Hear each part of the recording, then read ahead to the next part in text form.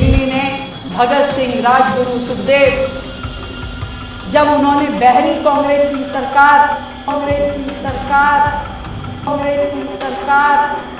के खिलाफ असेंबली में बम फेंका था, उस क्रांति का बिगुल भी सुना। सर ये बताइए, सच बोल पाएंगे? एसडीएम मैम सच बोल पाएंगे? सच बोलते हैं तब बताइए। टैक्स हमारा, देश हमारा, सब कुछ हमारा।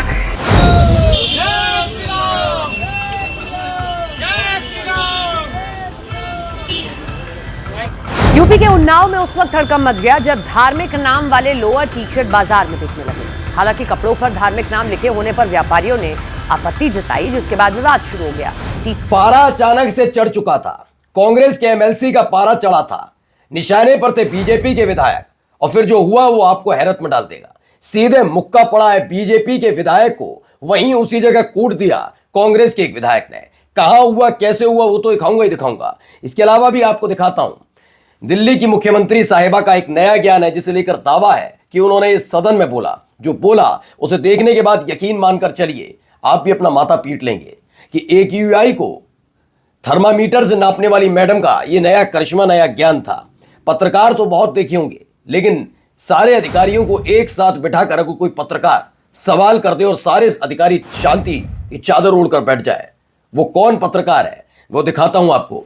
और हिंदू मुसलमान ना हो, ऐसा हो सकता है क्या? दिन रात हिंदू मुसलमान करने वाले, आज आपको उनके चेहरे भी दिखाता हूं। क्या तमाशा किया जा रहा है, कहां पर जानबूझकर लोअर और टी शर्ट पर अल्लाह और मोहम्मद जैसे शब्दों को लिखा गया।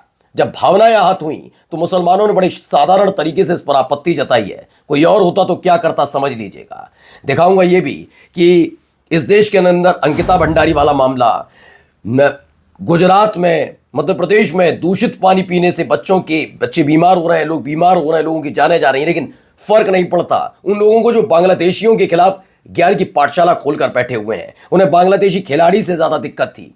बांग्लादेश के अंदर से निकली हुई तस्वीर भी आपको दिखाऊंगा, जिसे लोग लेकर सवाल कर रहे हैं कि यह तस्वीर दिखाने से क्यों बचती है गोदी मीडिया। और तो और शंकराचार्य ने बांग्लादेश को लेकर वहां हो रहे हिंदुओं पर अत्याचार की जो असल वजह बताई है, क्या वो असल वजह उठा पाएंगे ये तमाम लोग? और जाते जाते दिखाऊंगा वेनेजुएला में क्या कुछ हो रहा है। नमस्कार, मैं हूं प्रज्वल गौतम और आप देख रहे हैं the live TV. The live TV, सच सबसे आगे। सबसे पहले शुरुआत इस खबर के साथ, जरा देखिए यहां क्या हुआ। यहां कार्यक्रम चल रहा था, क्या था जरा ये देखिए यहां बातचीत चल रही, चूंकि म्यूजिक है इसमें आवाज नहीं है। और ये देखिए अचानक गुस्से में आए, उठे और उन्होंने लिया और मुक्का जड़ दिया। यह तस्वीर निकलकर सामने आई है। ये न्यूज़ 24 की खबर है, जिसमें देखिए पुलिस वाले रोक रहे हैं, तमाम चीजें हो रही हैं, लेकिन रुकने का नाम नहीं ले रहे। इन सब के बीच मुक्का जड़ दिया उन्होंने। तो खबर है कर्नाटक में कांग्रेस के एमएलसी ने बीजेपी विधायक को मुक्का मारा है। वजह क्या निकल कर आई? वजह निकल कर आई, कर्नाटक डेवलपमेंट प्रोग्राम यानी KDP की मीटिंग चल रही थी। तभी बड़ा बवाल हो गया। करीब 3 मिनट तक दोनों एक दूसरे से गाली गलौज करते रहे और आखिर में कांग्रेस के एमएलसी ने बीजेपी विधायक को मुक्का जड़ दिया, जिससे माहौल बहुत तनावपूर्ण बन गया। यानी वहां कार्यक्रम के बीच में ही बीजेपी के विधायक कुट जाते हैं। वो कुटते तो कुटते हैं, ज्ञान कैसे कुटता है जरा सुनिएगा। दिल्ली ने भगत सिंह, राजगुरु, सुखदेव, जब उन्होंने बहरी कांग्रेस की सरकार के खिलाफ असेंबली में बम फेंका था, उस क्रांति का बिगुल भी सुना है। अब आप समझ रहे हैं, ये कह रहे हैं कि चंद्रशेखर आजाद, इन्होंने बताया सरदार भगत सिंह, सुखदेव, इन सब ने कांग्रेस की सरकार के खिलाफ बिगुल फूंका था और बम फोड़ा था इन्होंने। अब रेखा गुप्ता है, रेखा गुप्ता से कहा भी किया जाए, जो थर्मामीटर से AQI यानी प्रदूषण नापने का काम करती हूं, तो उनसे क्या ही उम्मीद की जा सकती है। इनका अलग ही गेम चल रहा होता है, अलग ही ज्ञान चल रहा होता है। यहाँ भी जरा देखिए एक पत्रकार की, तो देखिए ये भी एक पत्रकार है, जरा सुनिए। बिल्कुल राजीव तलवार ने खींच कर रख दिया। एक राजीव तलवार हैं, चूंकि इन आपत्तिजनक शब्दावली का भी इस्तेमाल करते हैं तो इसलिए, लेकिन फिलहाल ये हिम्मत, इतना गट्स तो कम से कम पत्रकारों में होना चाहिए। लेकिन अधिकारियों को देखते ही जो पाँव छूने लग जाए, उन पत्रकारों से बात ही क्या करनी। यहाँ ये चलिए आपको दिखाते हैं यहाँ क्या हो रहा है, जरा यहाँ पर भी तमाशा देखते हैं।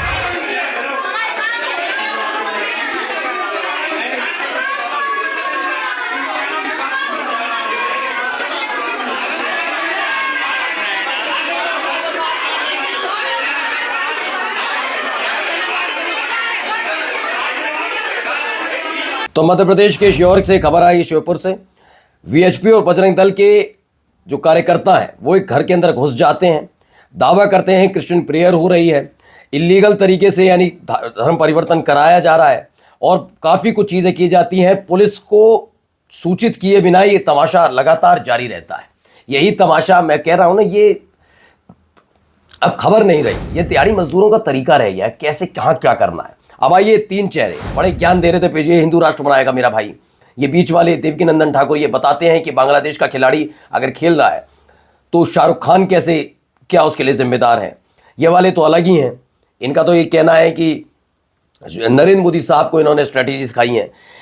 आवेश तिवारी ने कहा इंदौर में मलमूत्र युक्त पानी पीने से मरने वाले सभी 17 लोग हिंदू थे, लेकिन इस पर इन मुस्टंडों का मुंह नहीं खुल रहा। ये दिन रात जहर उगलते हो, 2000 रुपए किलो वाली देशी घी में तली 100 पूरी एक बार में खाते हैं। ये दावा इनका मतलब दावा है, लेकिन हकीकत तो बात यही है कि उस पर बोलने से क्यों गुरेज करते हैं। यहां देखिए हम नया कार्य।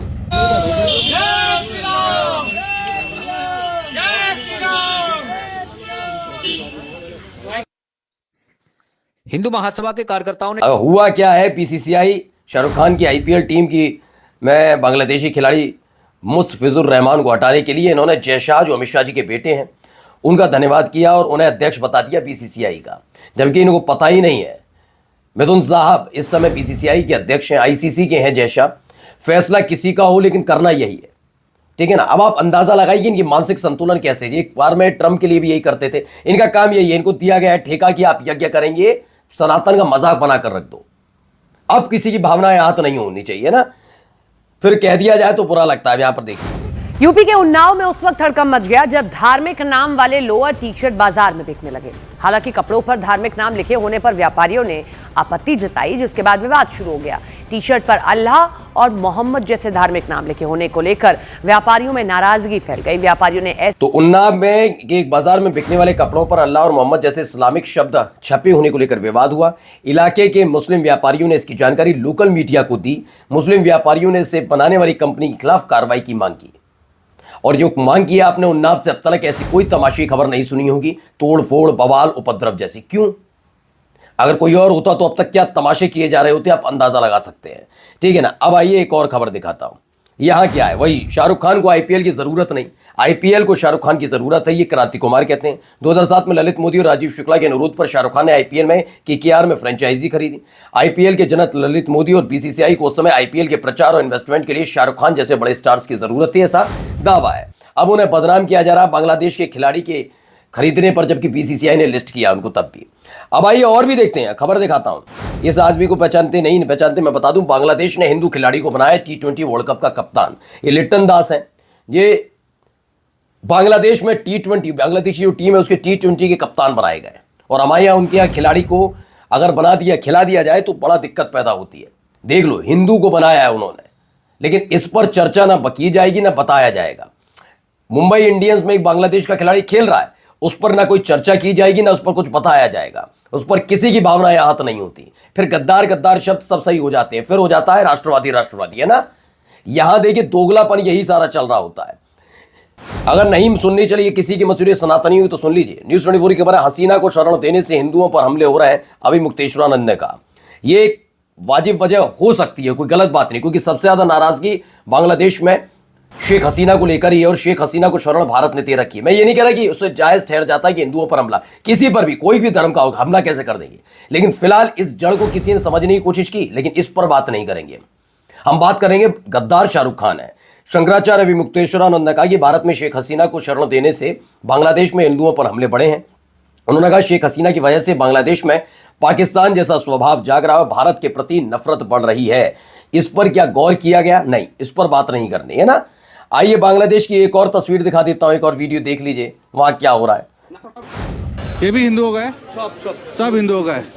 अभी तो बच्चे बैठे हैं यहाँ पे। यह मतलब क्या ये बनता है कि भगवानों से रिलेटेड सामान ज्यादा बिकता है यहाँ पे, मूर्ति वगैरह ज्यादा मिलती है यहाँ पे, देख लीजिए। तो ये खुद ही बनाते हैं ना, इंडिया से इधर है। अच्छा, इंडिया से यहाँ आता है। आप यहीं पे, आपका नाम क्या जी? आप हिंदी समझते हैं? बोलिए। नहीं, बस ऐसे पूछ रहा था। तो आपको शुरू से आप यहाँ के? तो मतलब तो कौन है? कभी शजीद लीजिए, गोदी मीडिया ये वीडियो नहीं दिखाएगा जहां बांग्लादेश में एक जतिन नाम के व्यक्ति पहुंचते हैं और दिखाते हैं कि वहां टेंपल्स हैं, वह शॉपकीपर्स है और बिना किसी प्रॉब्लम के काम कर रहे हैं। ये दावा उनकी जतन की तरफ से किया गया। कविश अजीज ने इस वीडियो को शेयर किया। मैं कहता हूं कि हर तरह की तस्वीर दिखानी चाहिए। जो अभी मुक्तेश्वरानंद सरस्वती ने कहा वो वाकई बहुत बड़ा मसला है। क्या शेख हसीना की वजह से ही है, और है तो इसे छिपाने की कोशिश क्यों नहीं इस पर बातचीत की जाती। एक ये खबर निकल कर आई है, जरा पहले इस खबर में एक तस्वीर को देखिए। जो सर्किल की हुई महिलाएं, क्या है इनका। मुंबई की सॉफ्टवेयर इंजीनियर अंकिता सब परिवार बनारस घूमने आई। एक बनारसी उन्होंने उनका मोबाइल चोरी कर लिया। मैडम तुरंत पुलिस के पास गई, शिकायत दर्ज कराई, लेकिन हमेशा की तरह बनारस पुलिस कहां इस पर काम करने वाली थी। बस बहाना बनाकर महिला को पागल बनाते रहे। कुछ घंटों में ही महिला को पता चल गया कि पुलिस कुछ नहीं करेगी, तो महिला ने अपने इंजीनियर दोस्तों की मदद से मोबाइल की लोकेशन ट्रेस करवाई और सही लोकेशन का पता किया। उस जगह गई, मकान मालिक से दरवाजा खुलवाया, वहां 10 मोबाइल और जब्त हुए। जो काम पुलिस नहीं कर पाई उन्होंने कर दिखाया। क्या इस पर कोई बात नहीं। और जाते जाते जरा वेनेजुएला की ये खबरें देखिए। आप अंदाजा लगाइए ये क्या है। एक देश के राष्ट्रपति हैं, इसके खिलाफ हमारे देश की तरफ से भी आवाज उठनी चाहिए थी। ये देखिए उनकी पत्नी और वेनेजुएला के निकोलस मादुरो को लेकर जब गए थे। ये वाकई एक शर्मनाक है इस दौर में ये तस्वीरें। चूंकि अमेरिका का मसला है इसलिए शांत होकर बैठे हैं। सही कहा, विश्व इतिहास में वेनेजुएला प्रेसिडेंट की यह तस्वीर शर्मनाक अध्याय के रूप में दर्ज होगी। लेकिन इस पर बात करने की हिम्मत उनमें होगी जो कम से कम अपने खिलाफ ही दिए गए बयानों पर कुछ बोल पाए।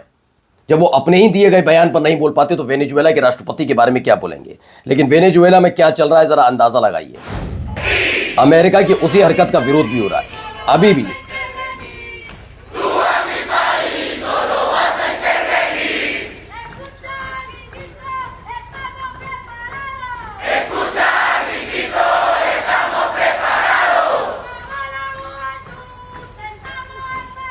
तो वेनेजुएला की राजधानी काराकस की सड़कों पर प्रदर्शन जारी है। राष्ट्रपति निकोलस मादुरो की तत्काल रिहाई की मांग की जा रही है।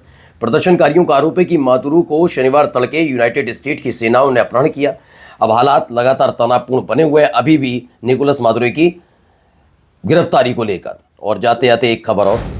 We will turn Venezuela into the energy hub of the Americas. We will bring rule of law. We will open markets. We will give security to foreign investment. We will turn Venezuela. ये Maria Corina है, ये अभी कार्यकारी वहाँ की राष्ट्रपति बनी है।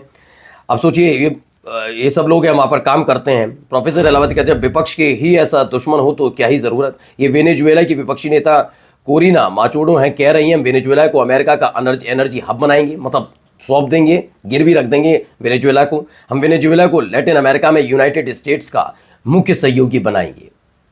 क्या ज़बरदस्त बयान है। आपके देश के अंदर एक देश घुसता है, आपके राष्ट्रपति को ले आता है, चाहे आपके विचार मिले ना मिले, लेकिन जब आपने अपने देश ही बेच दिया हो तो क्या ही कहने। नमस्कार। द लाइव टीवी, सच सबसे आगे।